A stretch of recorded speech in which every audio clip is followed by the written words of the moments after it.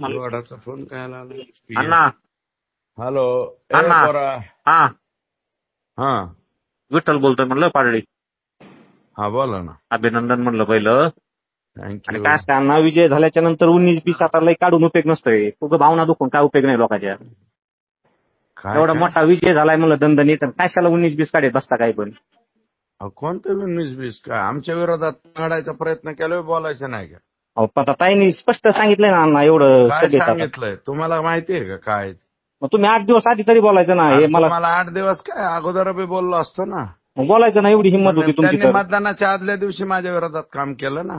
अहो कुठं काम केलं उगं, तुम्ही निवडून आला तुम्हाला वाटतं लीड आली गप्रे, तो नीट बोल.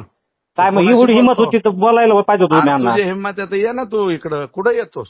मग सांगा कुठे येऊ. तू अरे तर ये ना आष्टीला. आष्टील येत होता तुम्ही, कुठं येत होती पाहिजे तिथं. अरे ये.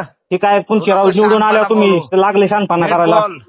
विठल्या, हा तू कोणाशी बोलतो? आम्ही मतं दिलेत, आम्हाला लोकांना त्रास व्हायला लागला ना आम्हाला. तू कोणत्या गावाचा आहे? मी आनंद गावात मतं दिलेत, शिरूरला मतं दिलेत. असं काय करता तुम्ही? हा आनंद गावात मतं दिलेत, मला दिलेत आनंद गावच्या लोकांनी. मग असं नका राव, उगाच लोकांचे. आम्ही तुमचे चाहते म्हणून सांगतो, तर तुम्ही काहीतरी हे करायला लागलात गोंधळ. मग आता तू बोलतो कोणत्या भाषेत? नीट बोल ना.